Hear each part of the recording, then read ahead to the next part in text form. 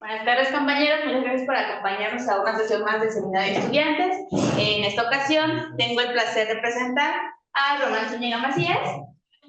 Román fue estudiante de la Universidad de Guadalajara, donde estudió la licenciatura y posteriormente la maestría, y actualmente se encuentra cursando el último semestre del doctorado. Gracias por acompañarnos, Román. Perdón por mover tu plática tantas veces. Gracias por su tiempo y su disponibilidad para estar aquí. Sí. Muchas gracias por la presentación. Gracias a todos por estar aquí. El día de hoy les quiero compartir lo que forma parte del último capítulo de mi tesis de doctorado, que básicamente es un estudio y análisis de series de tiempo, de datos temporales, acerca de la incidencia de determinada enfermedad. En este caso nos vamos a enfocar en COVID-19, pero perfectamente se puede aplicar para cualquier otra enfermedad, ¿no? Como la influenza H1N1 o el dengue. Y pues básicamente el objetivo es explotar toda la información que nos pueden proveer estas series de tiempo acerca del comportamiento de la epidemia en diferentes grupos poblacionales, ¿no? Entonces, Dale primero con el mouse. sí. Una primera... Este es un índice de lo que vamos a ver en esta presentación. Primero voy a dar una introducción y una motivación para poder abordar este tema. Después hablaré un poco de cómo son las series de tiempo disponibles por los sistemas de vigilancia epidemiológica y la principal herramienta que vamos a utilizar, que es la correlación cruzada muestral, que nos sirve para analizar el comportamiento entre un par de series de tiempo, ¿no? Posteriormente, a partir de las series de tiempo, vamos a asociar cada serie de tiempo a un nodo y vamos a construir un grafo que va a tener pesos en las aristas y que va a representar las relaciones de sincronicidad de diferentes grupos poblacionales durante los brotes epidémicos. Posteriormente, una vez que ya tengamos construido este grafo, vamos a detectar comunidades sobre este grafo, o lo que es similar, vamos a hacer un clustering de los nodos de ese grafo, de acuerdo a relaciones de sincronicidad que poseen las series de tiempo correspondientes, ¿no? Posteriormente voy a presentar dos casos de aplicación de esta metodología propuesta. El primero consiste en separar la población total de acuerdo a grupos de edad de Jalisco, el estado en el que nací, por eso lo seleccioné. Y posteriormente otro caso de aplicación donde vamos a ver la propagación de la epidemia de manera espacial a través de las 12 regiones socioeconómicas de Jalisco. Y ya posteriormente las conclusiones acerca de los resultados obtenidos. Como una motivación, como les mencionaba, una epidemia se propaga de manera heterogénea a través de diferentes grupos poblacionales, es decir, dependiendo de tu grado de susceptibilidad, de tu edad, del nivel de interacción social, de cómo respondes ante cambios biológicos y ambientales. Una epidemia puede propagarse de manera muy diversa dependiendo del grupo poblacional. Entonces, aquí en este caso, en esta gráfica, podemos observar que el número de casos registrados de COVID-19, de acuerdo a datos del CONACYT, varió dependiendo del rango de edad o del grupo de edad, y también dependiendo del sexo, ¿no? Entre hombres y mujeres, la propagación de la epidemia fue distinta. Por otro lado, también esta propagación de la epidemia es claro que varía en impacto y en velocidad también, dependiendo de la zona geográfica en la que te encuentres, ¿no? El impacto de la epidemia fue distinto, dependiendo de factores como la densidad poblacional, como el nivel de interacción social, el que tanto se acataron las medidas de contingencia, pero eso se puede ser reflejado claramente en los datos, ¿no? Que varió dependiendo de la ubicación del Estado de México, ¿no? El que estamos analizando. Y ya metiéndonos en el tipo de objetos, en un tipo de objetos que vamos a estar utilizando, que son las series de tiempo, observaciones temporales. Básicamente, esta es una serie de tiempo que abarca dos brotes epidémicos de COVID-19, desde el 1 de junio de 2021 hasta el 28 de febrero de 2022, del número de casos registrados en Jalisco a lo largo de este periodo.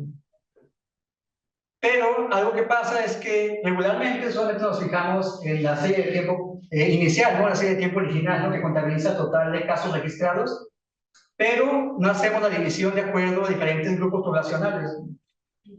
¿Qué pasa si, por ejemplo, dividimos de acuerdo a grupos de edad o de acuerdo a grupos por región geográfica, vemos que el comportamiento, dependiendo de cada grupo poblacional, es muy diferente, ¿no? Tiene diferente alcance, tiene diferente pico, pero también incluso el instante en el que empieza a incrementar cada serie de tiempo es distinto, ¿no? Entonces, es importante que una serie de tiempo la descompongamos en varias series de tiempo para poder mejorar el análisis de la epidemia, ¿no? Y poder de esa manera describir de mejor manera cómo la epidemia se propaga a través de diferentes grupos poblacionales. Pero una vez que ya tenemos estas series de tiempo, ¿cómo es que podemos sacarles provecho o podemos obtener más información acerca de cómo se está propagando la epidemia, que es lo que realmente le interesa a la gente que toma decisiones, ¿no? Para poder aplicar medidas de control epidemiológico? Bueno, pues lo que vamos a hacer es primero analizar la información que nos dan tal cual estas series de tiempo utilizando la llamada correlación cruzada muestral. Si tenemos cualesquiera dos series de tiempo o dos conjuntos de realizaciones de dos series de tiempo, entonces vamos a definir la covarianza muestral entre este par de series de tiempo a través de esta fórmula, en el que esta X barra es el estimador de la media muestral o de la media de la serie de tiempo. El Y barra es también el correspondiente estimador de la media muestral de esa serie de tiempo. Este N es el total de observaciones. Y este H va a ser un desfase o un lag entre las dos series de tiempo que estemos analizando, ¿no? Y que es un desfase que básicamente una serie de tiempo, en este caso la que tiene sumado en el índice el H, va a estar desplazada, recorrida H unidades de tiempo. Si H es positivo, entonces nuestra serie de tiempo X va a estar desplazada H unidades de tiempo hacia adelante, hacia la derecha, con respecto a su posición original. Mientras que si H es negativo, entonces la serie de tiempo X va a estar retrasada H unidades de tiempo con respecto a la otra serie de tiempo, ¿no? Y a través de esta función de covarianza cruzada muestral podemos obtener la función de correlación cruzada muestral, que básicamente es un tipo de normalización de esta fórmula, ¿no? En el que utilizamos la autocorrelación de cada una de las dos series para poder realizar esa normalización.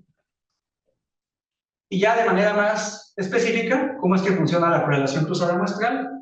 Pues a través de un ejemplo, ¿no? Básicamente lo que te mide la correlación cruzada muestral es la similitud que hay entre dos series de tiempo basadas en el desplazamiento de una con respecto de la otra. Entonces, en este caso, tenemos dos series de tiempo que son exactamente iguales, nada más que una, en este caso la azul, está desplazada 15 unidades de tiempo hacia la derecha, pero son exactamente la misma, ¿no? Exactamente la misma serie de tiempo. Pero ¿qué pasa si aplicamos la correlación de la manera usual, ¿no? De la manera común, la correlación de Pearson entre estos dos conjuntos de datos? Pues vemos que el valor obtenido es de 0.026, ¿no? Es un valor muy cercano a cero, que nos podría, que si no sabemos nada más del comportamiento de estas series de tiempo, nos podría parecer que esta serie de tiempo no tiene ningún tipo de similitud entre sí, ¿no? Pero si aplicamos un análisis de correlación cruzada, variando el lag o el desfase entre las series de tiempo, vemos que con 15 unidades de tiempo se alcanza la correlación perfecta, ¿no? De 1, ¿no? Que es precisamente lo que estamos esperando, porque estamos comparando una serie de tiempo contra ella misma, nada más que desplazada a 15 unidades de tiempo sobre el eje X. Pero bueno, antes de aplicar un análisis de series de tiempo, es importante que apliquemos un preprocesamiento de los datos, ¿no? Porque regularmente estos datos suelen tener mucho ruido. Entonces, lo primero que hacemos es suavizar las series de tiempo para poder identificar de mejor manera la tendencia que tiene cada una de ellas. Entonces, aplicamos medias móviles centradas para poder suavizarlas y ya tenemos otra versión de las series de tiempo, ¿no? Donde las curvas ya no presentan estas oscilaciones, ¿no? O esta alta frecuencia que tenían anteriormente. Por otro lado, algo que se me olvidó mencionar es que la correlación cruzada muestral solamente se puede aplicar para series que son débilmente estacionarias. Una serie que es estacionaria es aquella que mantiene sus propiedades estadísticas a lo largo del tiempo, ¿no? En particular, su autocorrelación y su media permanecen constantes a través del tiempo, ¿no? Entonces ese es un tipo de serie de tiempo llamada estacionaria y es una hipótesis necesaria para poder aplicar el análisis de correlación cruzada muestral. Entonces, cuando una serie de tiempo no es estacionaria, lo que hacemos para transformarla en una que sí sea, es tomar las diferencias entre cada par de observaciones de la serie de tiempo, en un proceso que se llama diferenciar la serie de tiempo, y entonces obtenemos otra versión de las series de tiempo como esta, que ya es una serie de tiempo estacionaria, ¿no? Y verificamos que es estacionario utilizando la prueba estadística de Augmented-Dickey-Fuller, ¿no? Un test estadístico, ¿no? Entonces, con esa, en caso de que no sea otra vez estacionaria, lo que se hace es aplicar sucesivamente o iteradamente este proceso de diferenciarla hasta que obtengas una serie de tiempo que sí sea estacionaria. Así es como se procede regularmente para hacer el preprocesamiento de los datos. Y pues una vez que ya tenemos nuestros datos listos, lo que hacemos ahora es construir un grafo que esté asociado al comportamiento de estas series de tiempo. Primero, a cada nodo de este grafo lo vamos a asociar con una serie de tiempo de las que ya obtuvimos después de suavizarlas y diferenciarlas. Después lo que vamos a hacer es calcular la correlación cruzada entre cada par de series de tiempo en un dominio, digamos, simétrico menos L, ¿no? Donde L es un número entero positivo, ¿no? Y vamos a crear aristas entre aquellos pares de nodos cuyas series de tiempo correspondientes tengan una correlación cruzada positiva máxima, en el que ese lag en el que alcanzaron la correlación positiva máxima esté en un rango menos tau, donde este tau va a ser el parámetro crucial que nos va a determinar el máximo número de unidades de tiempo con el cual todavía consideras que tus series de tiempo están sincronizadas en comportamiento, ¿no? Es decir, si tus series de tiempo alcanzan la correlación cruzada con máximo tau unidades de tiempo, quiere decir que esas dos series de tiempo mantienen un comportamiento similar a lo largo de todo el periodo estudiado, ¿no? Un comportamiento sincronizado, ¿no? En el sentido de que presentan subidas y bajadas en instantes similares y también alcanzan el pico en instantes similares. Y el valor del peso de cada arista pues va a estar dado por el valor de la correlación cruzada que calculamos. Entonces, el tipo de objetos que obtenemos es como este. Es un grafo no direccionado, ponderado en las aristas. Y lo que queremos identificar ahora es, una vez que ya tenemos este grafo que captura las relaciones de sincronicidad entre diferentes series de tiempo, es agrupar aquellos nodos o aquellas series de tiempo que mantienen un comportamiento similar entre sí. Y para eso aplicamos un algoritmo de clustering sobre este grafo, ¿no? Sobre un grafo de este tipo. Y el algoritmo de clustering regularmente sobre grafos les llaman detección de comunidades. La detección de comunidades se refiere a que un grafo posee una estructura en la que ciertos grupos de nodos tienen una gran cantidad de enlaces o de aristas entre sí, dentro de esos grupos, pero que las conexiones entre nodos de diferentes grupos son escasas o son muy pocas, ¿no? En comparación con la densidad de aristas que hay dentro de cada grupo.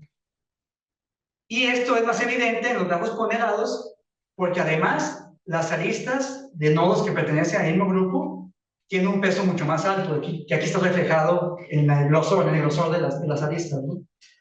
Entonces, esta estructura de comunidades todavía se hace más evidente cuando estamos tratando de grafos ponderados, porque claramente los nodos que pertenezcan a un mismo clúster o al mismo grupo van a mantener entre sí conexiones más fuertes. Pero, ¿cómo podemos detectar comunidades sobre un grafo ponderado? Bueno, casi todos los métodos lo que hacen es maximizar una función de calidad de las particiones, llamada modularidad, que está dada por esta ecuación. Aquí esta P es la partición que estás evaluando qué tan buena es, la partición de grafo que estás proponiendo, y estás evaluando qué tan buena es a través de la función de modularidad.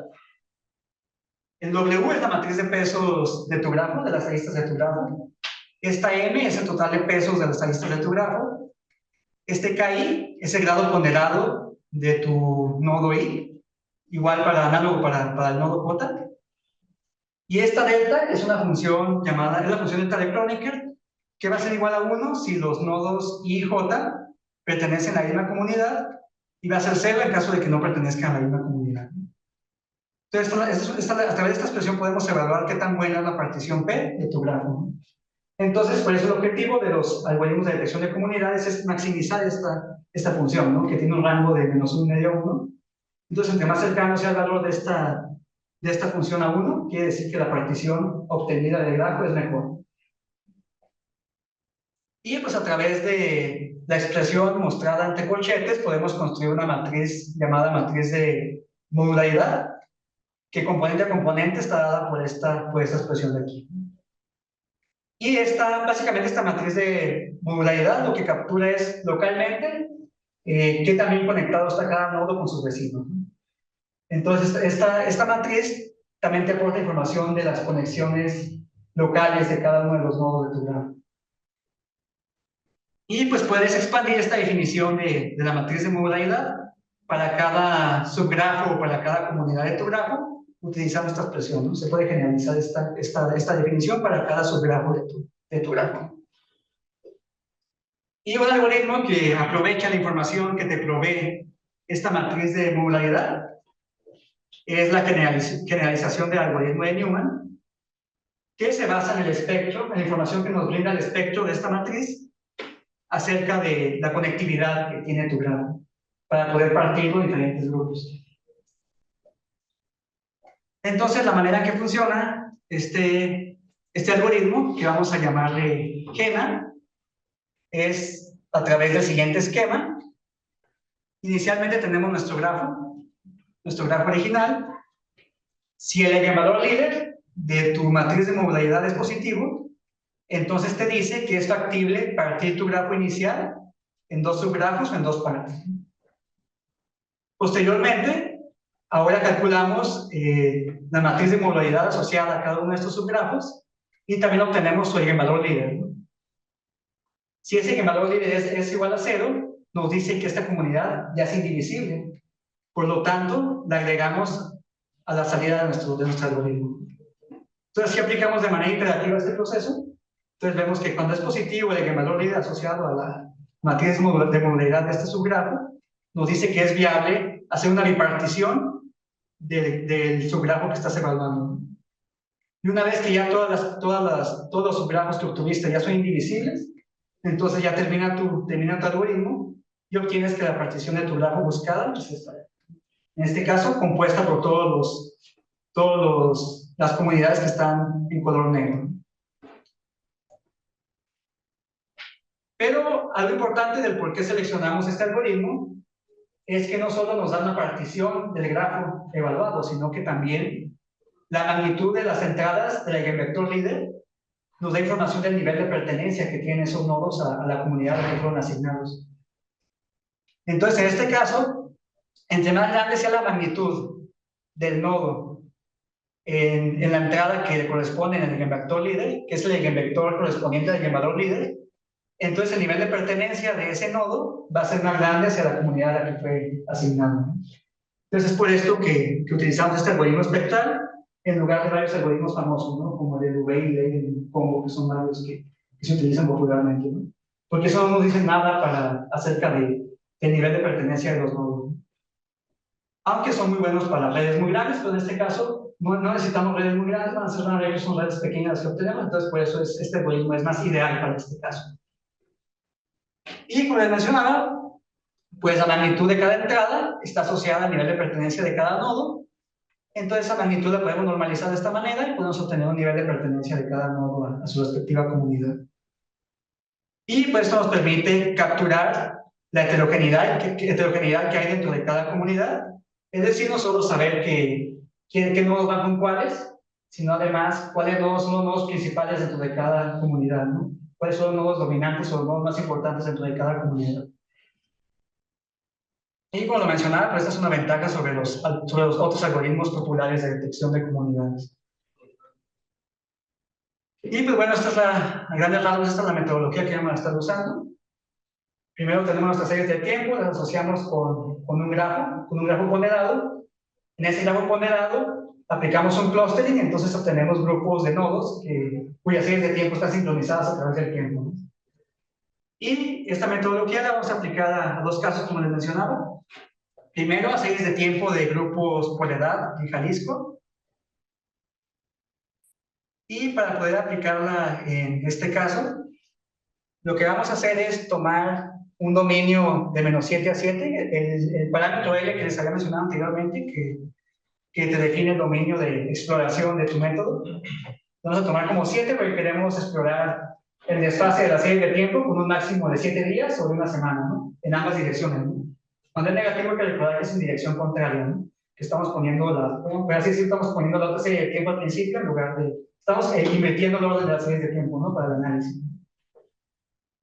Y el otro parámetro que vamos a tomar es el tau, que es el que nos decía la máxima cantidad de días en este caso, con los cuales vamos a considerar que algunas series de tiempo están sincronizadas. Vamos a tomar como igual a un día, ¿no? Únicamente un día. Si nuestras series de tiempo alcanzan su correlación cruzada máxima con 0 días o con un día, entonces vamos a asignar aristas entre los nodos correspondientes, ¿no? Sí, vamos a crear aristas porque eso nos indica que sí están sincronizadas las correspondientes series de tiempo. Y pues por último el peso de cada arista va a corresponder a la correlación cruzada, ¿no? Y pues estas son las dos oleadas, que son la tercera y la cuarta oleada de COVID-19 en Jalisco, que son las que vamos a estar utilizando, ¿no? Para poder realizar nuestro análisis de serie de tiempo, ¿no?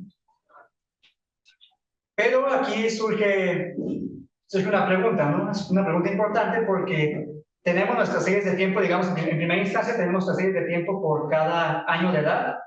Los datos están disponibles desde 0 años de edad hasta 90 y tantos años de edad, ¿no? Digamos. Entonces, tú tienes datos acerca de cómo evolucionó la epidemia, pero están separadas por cada año de edad, ¿no? De la población.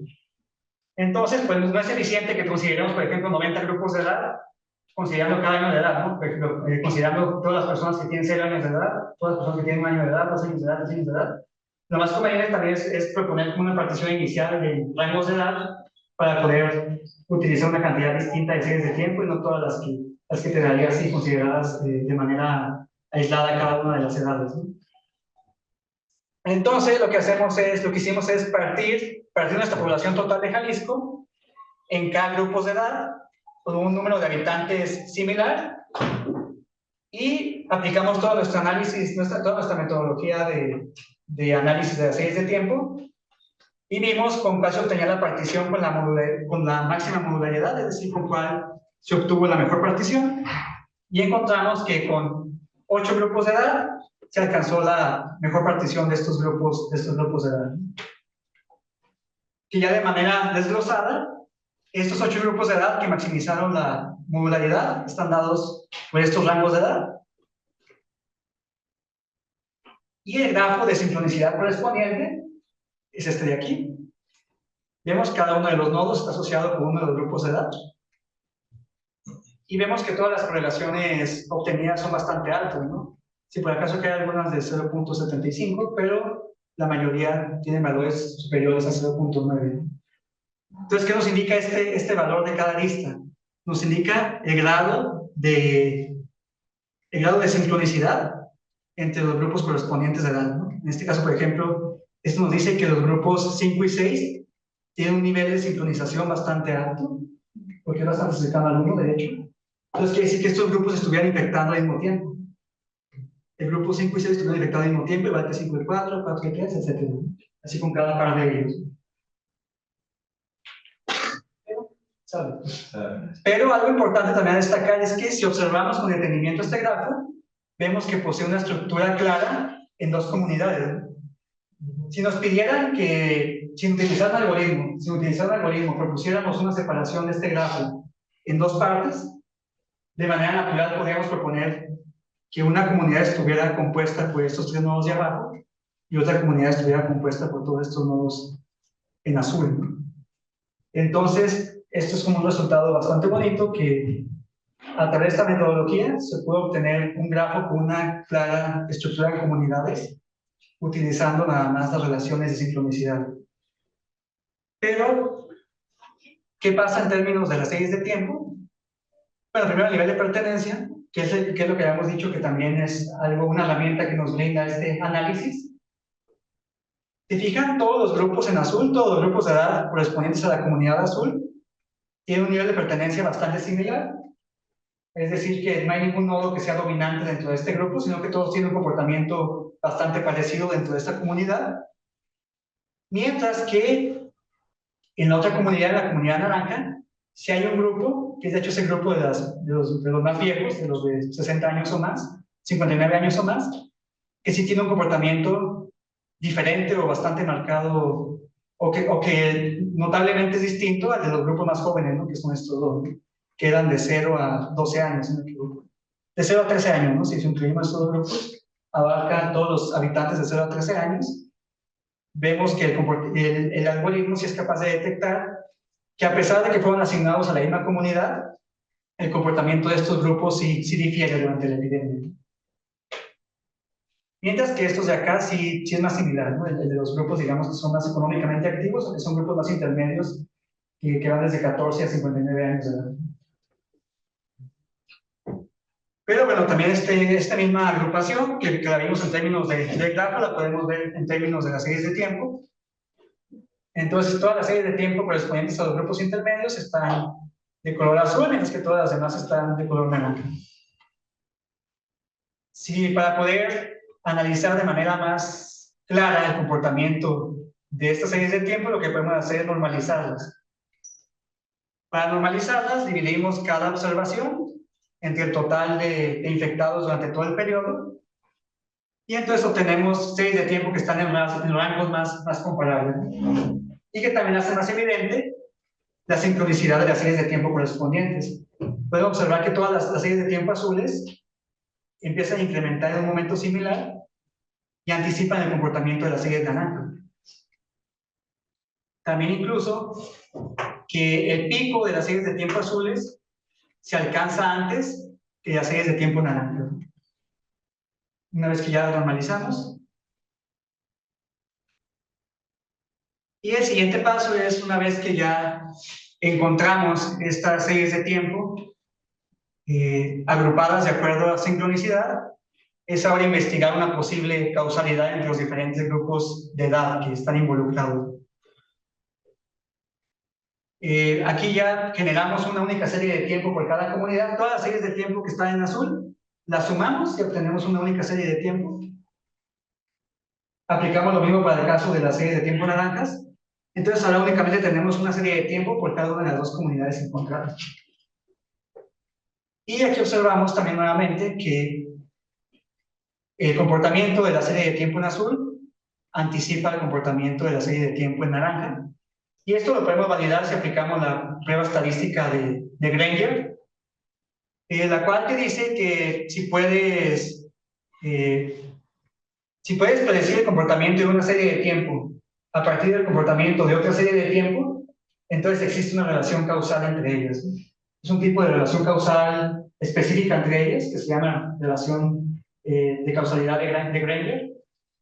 Y en este caso, pues el test incluso obtuvo un nivel bastante cercano a cero, ¿no? un nivel de confiabilidad superior al 99%, ¿no? Esa prueba estadística. Y nos indica también que la dirección de la interacción entre estos grupos poblacionales está dada de esta manera. Como lo esperábamos, que los grupos de edad intermedios, que van desde 14 a 58 años de edad, se están infectando primero, o parece que también son los primeros propagadores de la enfermedad hacia el resto de la población, que está conformada por los grupos más jóvenes y los grupos más viejos. Y pues bueno, para poder determinar esta direccionalidad de la interacción de estos grupos, lo que hicimos fue explorar este dominio, y nuevamente también aplicamos la correlación cruzada muestral, y vimos que la correlación cruzada máxima se obtuvo con cuatro días de desfase, ¿no?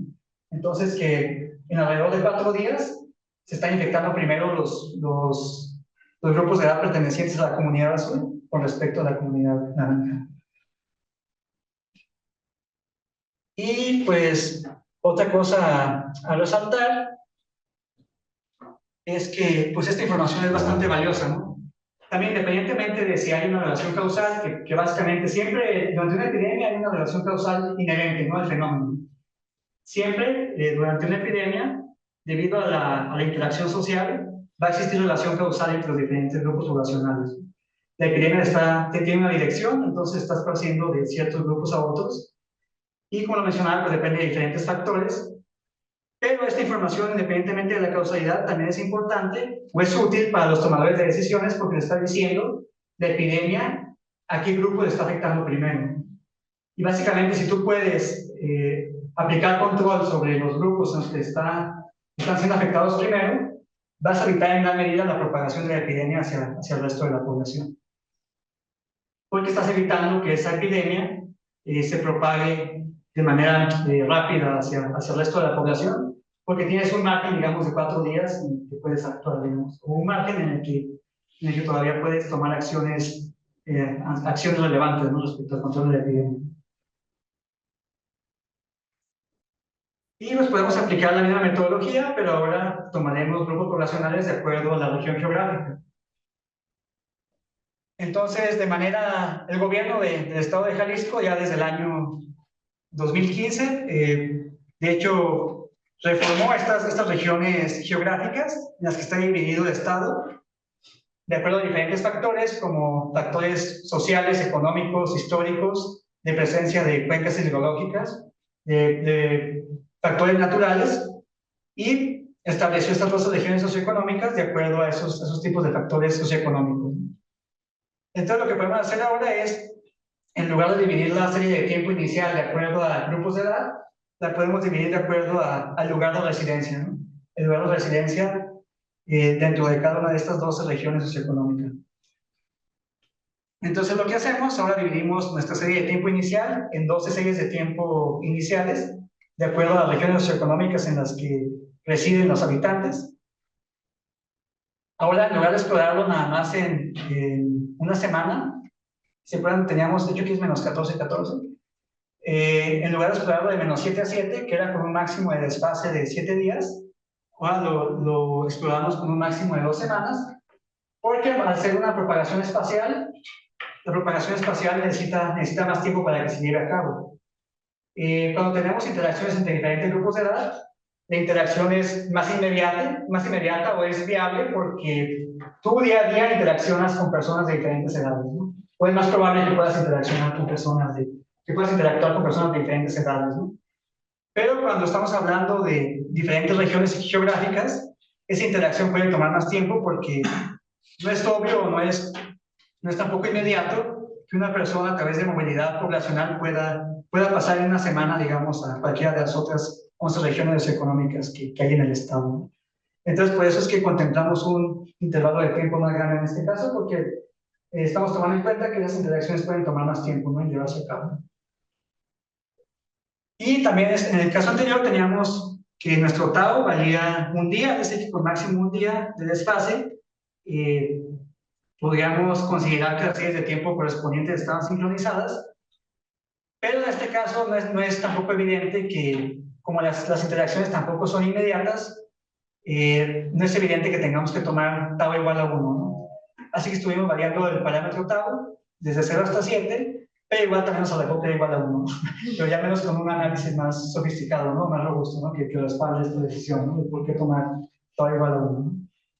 Entonces también tomamos tau igual a 1 en este caso, y ahora tuvimos pues un grafo más complejo, porque ahora estamos utilizando 12 nodos o 12 series de tiempo, cada serie de tiempo asociada con una región geográfica de Jalisco, que son estas que están aquí, donde por ejemplo tenemos la región Altos Norte, que es la que colinda más con Guanajuato, donde está Lagos de Moreno, Alto Sur, que ya está también colindando a Guanajuato, pero ya más pegada hacia el lago de Chapala.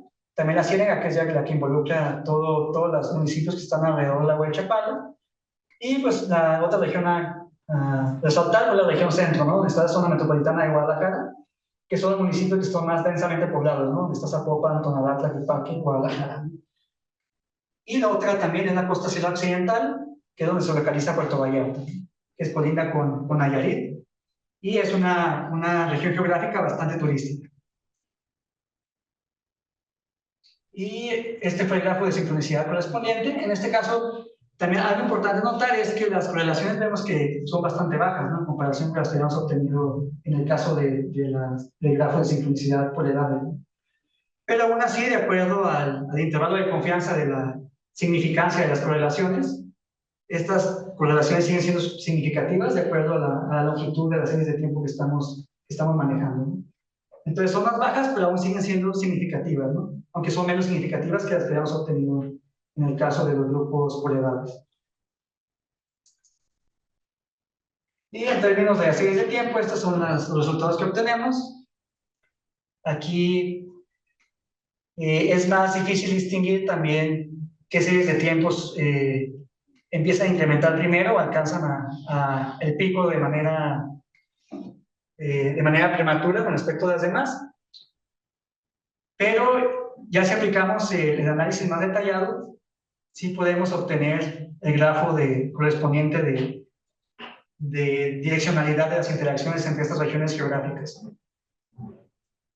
Que en este caso también no es inmediato poder obtener una relación causal, pero es lo que les mencionaba de que no es verdad que los habitantes de una región geográfica estén interactuando con habitantes de otra región geográfica día con día, ¿no? Puede que se dé debido a ciertos factores, ¿no? Por ejemplo, debido a cuestiones laborales que estén viajando hacia otra región geográfica, pero no es verdad que estas interacciones son comunes o que se lleven a cabo con tan poco margen de tiempo, ¿no?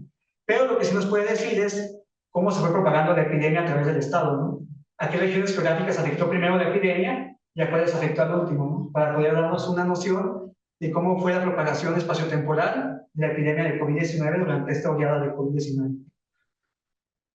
Entonces lo que observamos es que la región naranja fue la primera que se infectó. Las regiones que pertenecen a la comunidad naranja fueron las primeras que se infectaron, que son la región Alto Sur y la región Sur del estado de Jalisco, lo cual resultó algo inesperado, porque esperábamos que la primera región que se infectara fuera la región Centro, ¿no? Que es donde se ubica la zona metropolitana de Guadalajara, que es la que tiene por demás, la que es más altamente poblada y la que tiene mayor productividad económica con respecto a todo el estado, ¿no?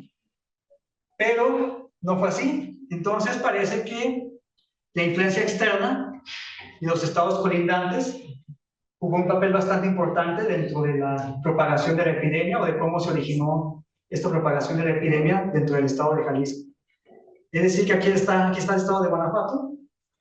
Quiere decir que probablemente vino incluso desde el centro quizá del país, pero llegó primero a Guanajuato y de Guanajuato llegó primero a la región Alto Sur de Jalisco, ¿no? Y fue el primer lugar en infectarse, ¿no? Y en este caso también el otro estado que está aquí abajo es Michoacán, ¿no? Entonces parece que de Guanajuato y de Michoacán fue de donde se originó la primera propagación de la epidemia dentro del estado de Jalisco. Entonces en ese sentido vino la epidemia a través de otros estados. Posteriormente, las siguientes regiones que se infectaron fueron las regiones en azul, no, la región roja. Entonces parece que aquí sí el estado de Nayarit también, que juega un papel importante en la interacción con estos municipios colindantes. Y también, claro, Puerto Vallarta, que es un centro de atención turística bastante importante, también jugó un papel importante en que este fuera la siguiente región geográfica en infectarse, ¿no?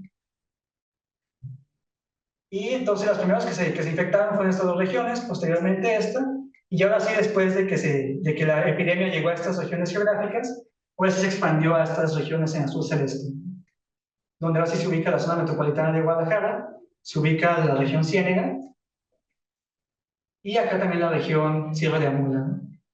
Y ya las últimas regiones de Jalisco a las que llegó la epidemia fueron la región Costa Sur, la región Valles y la región Norte, que por cierto la región Norte pues es la región menos comunicada con el resto del estado, ¿no? Que está compuesta incluso por muchísimos municipios que están aislados de la dinámica, ya no digamos epidémica, sino también de la dinámica poblacional del resto del estado. Compuesta por municipios que incluso están dentro de la Sierra Madre Occidental, ¿no? Y pues bueno, ¿para qué es relevante este análisis de series de tiempo? Pues primero para identificar qué grupos poblacionales son posiblemente la primera fuente de propagación de la enfermedad. En este caso vimos dos escenarios, uno de cómo se propaga la enfermedad a través de diferentes grupos de edad y en otro caso cómo se propagó de manera geográfica.